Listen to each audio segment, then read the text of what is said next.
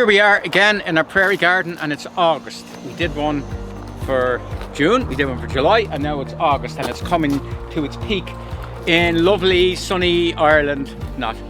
And start here with this Persicaria, and it doesn't say anything in the books about this Persicaria being attractive to bees and wasps, but every bee and wasp in the nation is here. Look, they love it.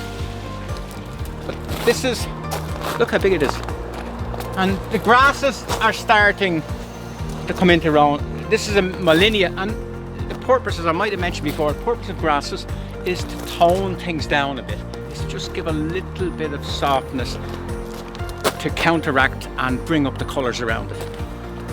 And that's the Molinia, lovely and soft. We don't have much weeds because at this time of the year plants go in. You get the odd weed, that's knotweed, annual knotweed. This is starting to fade.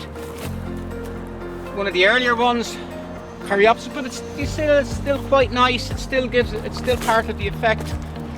Look at these Joe-Pye weeds. They're probably the mainstay, one of the mainstays of any prairie garden. They're big, tall, very, very solid plants, never ever fall down.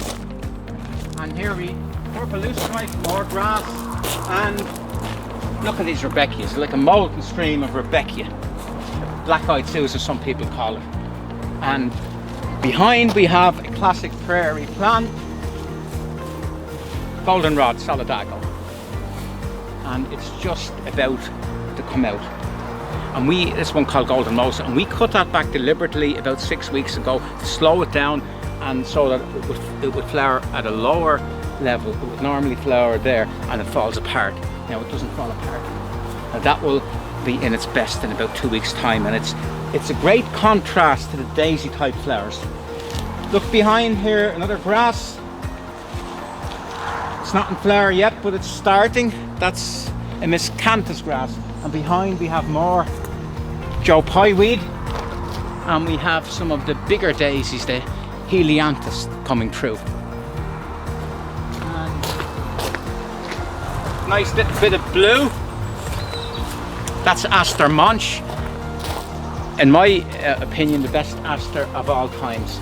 It flowers longer than most asters, and it's just so clear and nice. And more Persicaria, a very tall Sangha Saw, but to give height and looseness. We have, you see this is a good example. That's an Astilbe called Ice Cream that's finished, but it's starting to give a bit of structure. It looks a bit sad for a week or two and the flowers are fading, and then it comes into its own again. Now that will be like that right up until January or February when we cut it all away. And there's another Astilbe, a little dwarf one, a ground cover Astilbe. We have some Veronicastrum, a very tall grass there. It's the tallest grass in the place. That grows, I reckon, 2 or 3, maybe 4 inches a week. That's about 12 foot tall from zero in May. There's nothing there in May, and now near the end of August it's about 12 foot tall. That is a sprinter. More Persicaria. One of the Miscanthus grasses coming into flower. See how light they are and delicate, and a dwarf Rudbeckia finish off.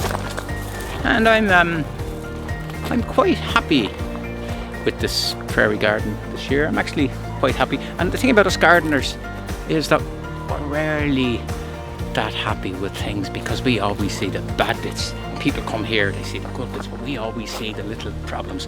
And that's how you become a good gardener. You're all the time and making better the little parts that you see wrong. That's what gardening is about.